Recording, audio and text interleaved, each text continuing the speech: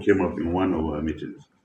Uh, Not only them, well, good enough that we have been meeting with the traditional rulers.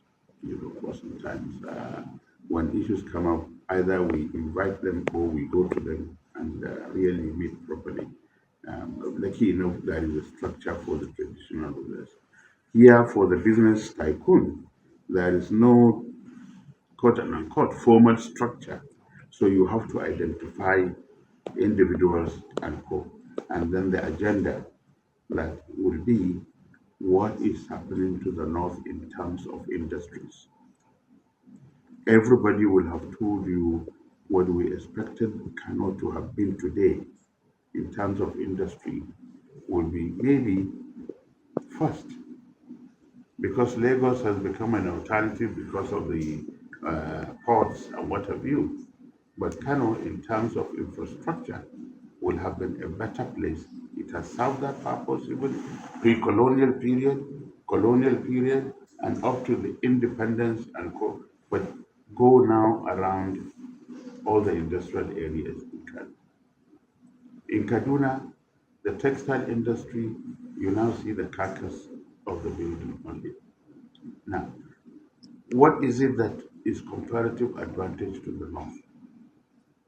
Even if you are going to concentrate, we are not saying you must do this, but we are saying that in addition to whatever it is that you're doing, try to see if you can put 5-10% to what you can consider our comparative advantage in terms of cash crop, in terms of normal crops, and in terms of education, and in terms of social welfare of the people. We need them more than they need us, the business people. You see, the foundation, what we needed is to have more. I am expecting that in the near future, we will have more foundations. I don't know what has happened to, for example, the Hassan Usman Katsina family, you know, Umaru Iradua family, then Tata family. Then you go to the political leaders of the various regions.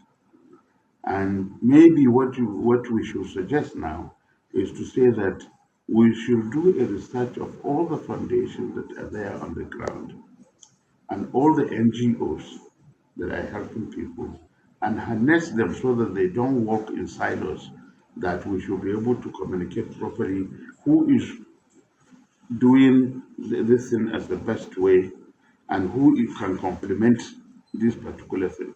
But yes, if the foundation had been there for a long time, I believe we will have done a better thing because by now we will have inspired more of what needs to be done. The foundation is quite different from the normal association. But what we do at the foundation level is that there is nothing that we do without consulting the other organizations.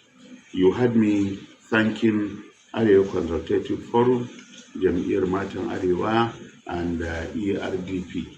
That's Arewa Research Development Project. So, and that is the way it should go. And the Northern Elders Forum. But they are more, if you will, more political. A foundation cannot afford to be political. It cannot afford to be, not political, it cannot afford to be partisan. Because then you lose the basis of the foundation. But the Arewa Consultative Forum, the Elders Forum, the Jam'iyyar Mata Arewa can all afford to participate actively in partisanship. But again, you do not say that they are doing bad things, because without them, again, you may not be able to penetrate the society properly. Because foundations, in a way, unless they understand how to penetrate the society, is mostly an elitist thing. So, no, the foundation should not be partisan, but should relate with such organization. And it's not the issue of the more the merrier, because each one of them, if you read their objectives, you'll be able to understand what is happening. What we expect is that they should also have a regular, League of Northern Democrats is a direct political thing. It's not an organization of that. But because there is Northern in it, and indeed I think they should have the League of Nigerian Democrats so that it permeates the whole country.